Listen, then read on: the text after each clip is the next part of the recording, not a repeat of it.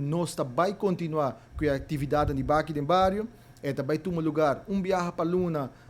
em diferentes bairros no distrito onde nos isla, e essa aqui está passando riba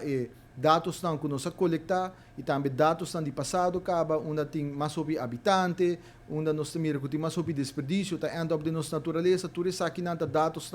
que ajuda nós para assim que não planear a atividade de baki do bairro para 2024 e durante 2024 nós tem total de 13 atividades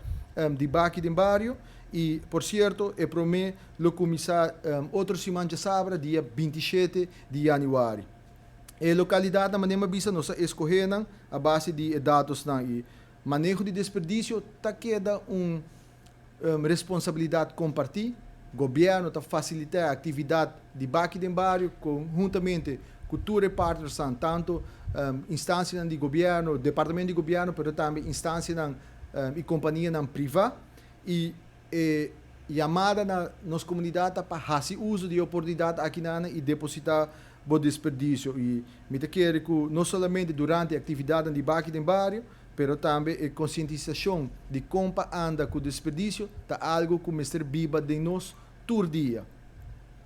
A fecha para o que trata a próxima atividade de baki do bairro e a fecha para a atividade de baki do bairro de 2024 lo toma lugar na januário na Posto Chiquito, fevereiro na Madiki,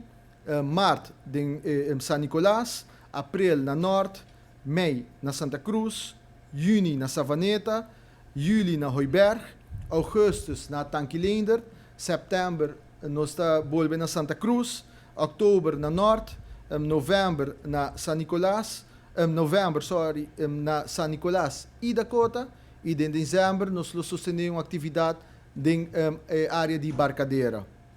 E dus, de aqui não acaba me invitar a comunidade Aruba para visitar o website limpi.away para assim que não vou por aí toda a informação de fecha exato para o que trata a atividade de baki do bairro, a localidade preciso, no momento não há aqui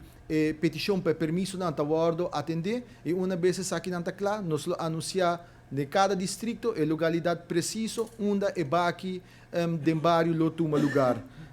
Para 27 de janeiro, dos outros semanas de sábado, baki do bairro lo está na complexo deportivo Posto Chiquito, e horário está queda mescos de 7 horas para 19 de mainta, dus viaja mais e chamada tá preparar e separar o desperdício de antemano para assim que o fluxo de tráfego também por vai de uma maneira smooth.